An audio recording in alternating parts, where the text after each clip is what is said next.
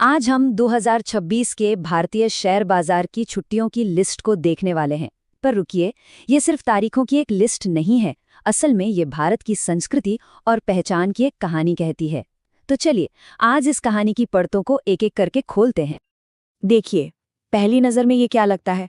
बस national stock exchange का एक मामूली सा सर्कुलर। कुछ तारीखें हैं, कुछ नाम लिखे हैं, एकदम फॉर्मल सा डॉक्यूमेंट जो ट्रेडर्स को बस ये बताता है कि भाई बाजार कब कब बंद रहेगा।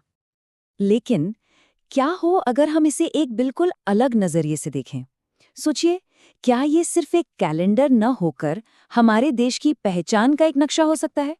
एक ऐसा नक्शा जो हमें ये बताता है कि एक राष्ट्र के तौर पर हमारे लिए क्या मायने रखता है, क्या महत्वपूर्ण है। तो चलिए, सबसे पहले उन छुट्टियों पर नजर डालते हैं जो इस देश की बुनियाद का, इसकी नींव का जश्न मनाती हैं। मतलब वो छुट्टियां जो हमारी सिविक आइडेंटिटी, हमारी नागरिक पहचान से जुड़ी हैं। अब जरा यहाँ देखिए, गणतंत्र दिवस, हमारे संविधान का जश्न। फिर है डॉक्टर बाबा साहेब अम्बेडकर जयंती, जिन्होंने इस संविधान को बनाया, उनको सम्मान। महाराष्ट्र दिवस, जो एक क्षेत्रीय पहचान का प्रतीक है। और फिर महात्मा गांधी जयंती, राष्ट्रपिता को हमारी श्रद्धांजलि। ये छुट्टियां असल में मॉडर्न इंडिया के सफर के मील के पत्थर हैं। और सबसे दिलचस्प बात जानते हैं क्या है? ये कोई सदियों पुराने त्योहार नहीं हैं। ये तो एक मॉडर्न रिपब्लिक, एक आधुनिक गणराज्य की यात्रा के निशान हैं। इसका सीधा मतलब ये हुआ कि ये तारीखें हमारे फाइनेंशियल मार्केट को सीधे सीधे आधुनिक भारत की नींव से जोड़ती हैं। चलिए, अब नागरिक पहचान से आगे बढ़ते हैं और भारत की आध्यात्मिक धड़कन को समझते हैं। हम उन अलग अलग धार्मिक छुट्टियों को देखते हैं जिनके लिए बाजार भी थम जाता है। ये जो चार्ट है ना, ये छुट्टियों का धार्मिक डिस्ट्रीब्यूशन दिखाता है। आप देखिए, लगभग 45% छुट्टियां हिंदू त्योहारों के लिए हैं। वहीं मुस्लिम और ईसाई त्योहारों के लिए करीब 18% और सिख और जैन धर्मों के लिए भी लगभग 9% की हिस्सेदारी है।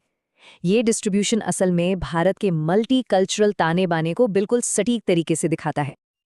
और इनमें सबसे पहले आते हैं हिंदू त्योहार, जैसे दिवाली। अब ये सिर्फ रोशनी का पर्व तो है नहीं, ये तो इकोनॉमिक एक्टिविटी का भी एक बहुत बड़ा केंद्र है। और इसी के सम्मान में बाजार भी एकदम शांत हो जाता है। फिर देखिए, बकरीद जैसे बड़े इस्लामी त्योहारों को भी इस लिस्ट में शामिल किया गया है। ये भारत की बड़ी मुस्लिम आबादी और उनके सांस्कृतिक महत्व को एक तरह से मान्यता देता है। और हाँ, क्रिसमस जैसे त्योहार भी हैं जो पूरी दुनिया में मनाए जाते हैं। इसको जगह देना ये दिखाता है कि भारत का दुनिया से कितना गहरा जुड़ाव है, और ये यहाँ की ईसाई आबादी का भी सम्मान है। सिख धर्म की बात करें तो गुरु नानक जयंती एक बहुत बड़ी छुट्टी है। ये सिर्फ गुरु नानक देव जी का सम्मान नहीं है, बल्कि ये देश को बनाने में सिख समुदाय के योगदान को भी स्वीकार करता है। और आखिर में महावीर जयंती का होना, ये जैन धर्म के शांति और अहिंसा के सिद्धांतों को सम्मान देता है और इस पूरी डाइवर्सिटी की तस्वीर को मुकम्मल करता है। तो देखा, ये सारी छुट्टियां मिलकर हमें भारत की आध्यात्मिक आत्मा की एक शानदार झलक दिखाती हैं। अच्छा, अब थोड़ा इस कैलेंडर के आंकड़ों में गोता लगाते हैं, एक एनालिसिस करते हैं और देखते हैं कि इन छुट्टियों के डिस्ट्रीब्यूशन में कोई पैटर्न छिपा है क्या। यह हमें बाजार की अपनी लय के बारे में क्या बताता है? चलिए पता करते हैं। तो साल 2026 में कुल 15 ट्रेडिंग हॉलीडेज हैं। अब सुनने में ये बस एक नंबर लगता है ना? लेकिन यही नंबर हमारे पूरे एनालिसिस का बेस है, इसका आधार है। ये बार चार्ट एक बहुत ही इंटरेस्टिंग पैटर्न दिखाता है। देखिए, छुट्टियां पूरे हफ्ते में बराबर नहीं बटी हैं। मंगलवार को सबसे ज्यादा 6 छुट्टियां हैं, उसके ठीक बाद शुक्रवार का नंबर आता है 5 छुट्टियों के साथ, और फिर सोमवार और गुरुवार दोनों दिन 2-2 छुट्टियां हैं। तो मंगलवार और शुक्रवार को छुट्टियों का ये जो जमावड़ा है, ये खास पैटर्न की तरफ इशारा करता है। इससे होता क्या है? या तो लंबी वीकेंड बन जाते हैं, या फिर हफ्ते के बीच में एक छोटा सा ब्रेक मिल जाता है। और ये कोई इत्तेफाक नहीं है, बल्कि ये दिखाता है कि कैसे हमारी कल्चरल हॉलीडेज काम की लय को भी शेप देती हैं। तो हमने नागरिक पहचान देखी, धार्मिक विविधता को समझा और आंकड़ों का एनालिसिस भी कर लिया। अब इन सब को एक साथ जोड़कर देखते हैं कि इसका निचोड़ क्या निकलता है, इसका फाइनल टेक अवे क्या है। याद है हमने कहाँ से शुरू किया था?